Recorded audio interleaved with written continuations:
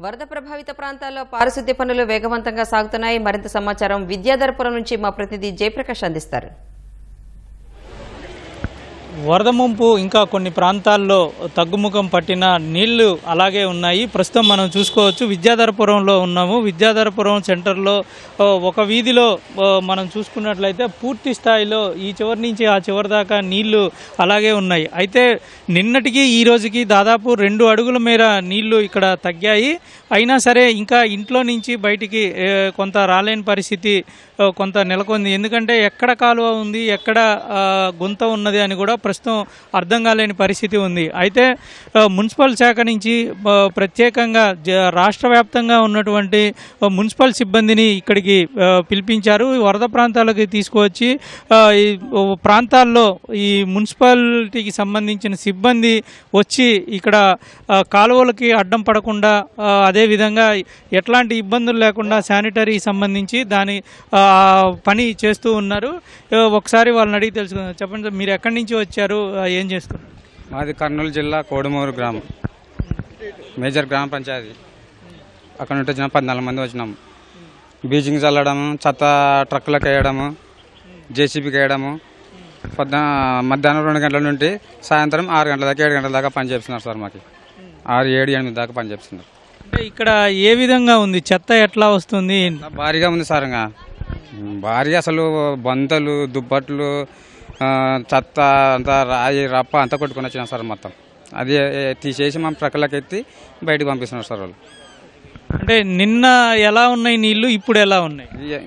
నిన్న ఎలా ఉన్నది, ఇలా కూడా అలా ఉన్నాయి సార్. తగ్గడం లేదు నీళ్ళు, తగ్గడం లేదు అసలు. నీళ్ళు వాటర్ అయితే అసలు తగ్గుతం లేదు, చెత్త తగ్గుతం లేదు. ఇది ఇక్కడ పనిచేసే వాళ్ళు చెప్తూ ఉంది. సుమారు 14 మంది ఈ ప్రాంతానికి వచ్చారు. అయితే ఉదయం నుంచి సాయంత్రం వరకు ఈ పనులు చేస్తూనే ఉన్నారు. అయినా సరే ఇక్కడ మాత్రం చాలా చెత్త పేరుకుపోయింది. నీళ్లు మెల్లమెల్లగా తగ్గుతున్నాయి అని చెప్తూ ఉన్నారు. అయితే కొంతవరకు మనం చూసుకున్నట్లయితే శానిటరీ సిబ్బందితో పాటు ఇటు పోలీసులు కూడా ఎవరికి ఏం అవసరం వచ్చినా సరే అందుబాటులో ఉండే విధంగా అధికారులు ఏర్పాట్లు చేశారు. మరొక వైపు వైద్య సహాయం కూడా అందేందుకు దాదాపుగా వైద్య శిబిరాలు ఏర్పాటు చేశారు. లోనికి కొన్ని చోట్ల రాలేకపోతే రోడ్డు పైన, ప్రధాన రహదారి పైన వైద్య సిబ్బంది ప్రత్యేకమైనటువంటి ఏర్పాట్లు చేసి దానికి తగ్గ ఏర్పాట్లు కూడా చేస్తూ ఉన్నారు. అక్కడి నుంచి వైద్య చికిత్స అందిస్తూ ఉన్నారు. అందులో ప్రధానంగా అంటువ్యాధులు సోకకుండా ఉండేందుకు, అదేవిధంగా పలు రకాలు ఎవరికైనా సరే దెబ్బ తగిలితే వాళ్ళకి వెంటనే చికిత్స చేసేందుకు కావలసినటువంటి ఔషధాలు సుమారు 200కు పైగా ఔషధాలు చేశారు. చెప్పండి, మీరు ఎక్కడి నుంచి వచ్చారు, ఇక్కడ ఏం చేస్తారు? మాది కర్నూలు డిస్టిక్ కోడుమూరు సార్. మేము ఇక్కడ వరద బాధితుల కోసం అని చెప్పేసి ఇలా మనకు సాయం చేయాలని చెప్పేసి అంటే మా కోడుమూరు నుంచి 8 మంది వచ్చాము. మాకు ఇన్స్పెక్టర్ ద్వారా సచివాలయ సిబ్బంది, పంచాయత్ సెక్రటరీ జనార్దన్ గారు వచ్చారు. మా 8 మంది. గొద్దిపర్ల నుంచి వచ్చేసి 6 మంది వచ్చారు. ఆయన పంచాయత్ సెక్రటరీ వచ్చేసి శేఖర్ సార్ వచ్చారు. ఇక్కడ పొద్దున్నుంచి ఎట్లాంటి విధులు మీరు చేస్తూ ఉన్నారు, ఏం చేస్తూ ఉన్నారు? సైడ్ కాలువలు తీయడము, రోడ్డు సైడ్ ఏమన్నా చెదరం ఏమైనా పెరగకపోయింటే మొత్తము ట్రాక్టర్ ద్వారా, లారీల ద్వారా ఎత్తడం చేయడము, ఇలాంటి పనులు మేము చేస్తూ వస్తున్నాం సార్. చెప్పండి. ట్యూస్డే నుంచి వచ్చినాం సార్.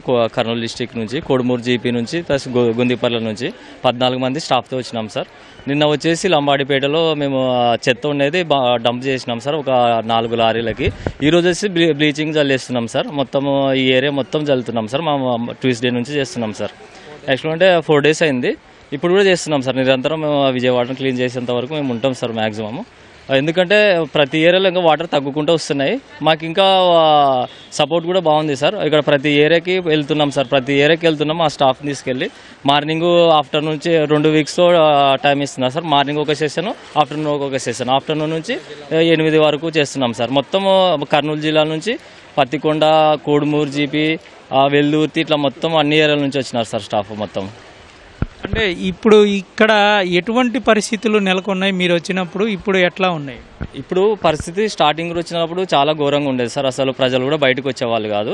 యాక్చువల్గా అంటే బుధవారం నుంచి ప్రజలు బయటకు రావడం స్టార్ట్ చేసినారు సార్. కొద్దిగా అక్కడ నుంచి వాటర్ తగ్గుకుంటూ వస్తుంది. మేము అప్పటి నుంచే శానిటేషన్ స్టార్ట్ చేసినాం సార్. యాక్చువల్ అంటే వాటర్ ఎక్కువ ఉంటే మనం శానిటేషన్ చేయడానికి కొద్దిగా ఇబ్బంది పడాల్సి వస్తుంది సార్. కొద్దిగా వాటర్ తగ్గితే మనకి చెత్త కానీ ఈ కాలువల్లో డ్రైన్స్లో చెత్త ఉన్నదని మనం బయటికి తీస్తాం సార్. బయటికి తీసిన తర్వాత మనకి ఏమన్నా బ్లీచింగ్ ఉంటే ఇక్కడ వ్యాధులు ప్రబలకుండా మనం బ్లీచింగ్ చల్లుస్తున్నాం సార్. కాబట్టి అది నిరంతరం కొనసాగుతుంది సార్. మనకి వాటర్ ఫ్లో తగ్గితే మనకి ఇంకా వేగవంతంగా చేయడానికి బాగుంటుంది సార్. ఒక 2-3 డేస్లో అది కూడా వాటర్ తగ్గడానికి అవకాశం అయితే ఉంది సార్. మొన్నటికి ఇప్పటికి పోలిస్తే చాలా తగ్గింది సార్. ఇప్పటికి అక్కడ వరకు ఉండేది, ఇప్పటికి ఈ రోజు ఇక్కడ తగ్గింది సార్. రేపు ఎల్లుండికి మ్యాక్సిమం కవర్ అవుతుందని అనుకుంటున్నాం సార్. ఇది ఇక్కడికి వచ్చిన సిబ్బంది చెప్తున్నారు. ఇప్పుడు గోడ మీద మనం చూడవచ్చు, దాదాపు 2 అడుగుల పైన మేర ఒక అరలాగా పడింది. అంటే మొన్నటి వరకు నిన్నటి వరకు అదే స్థాయిలో కొనసాగింది. అయితే ఈరోజు వరద ప్రభావం తగ్గుకుండా వచ్చిందని చెప్తూ ఉన్నారు. ప్రస్తుతం ఇక్కడ బ్లీచింగ్ చల్లుతూ ఉన్నారు. అయితే మరికొన్ని ప్రాంతాల్లో డ్రోన్స్ ద్వారా శానిటైజేషన్కి సంబంధించి హైపోక్లోరైడ్ కూడా చల్లుతూ ఉన్నారు. ఇదే విధంగా ఇటు మున్సిపల్ శాఖ నుంచి పూర్తి స్థాయిలో సిబ్బందిని ఇక్కడికి రప్పించి అంటువ్యాధులు ప్రబలకుండా చేస్తూ ఉన్నారు. కెమెరామెన్ నాగేంద్రతో జయప్రకాష్, ఈటీవీ న్యూస్, విజయవాడ.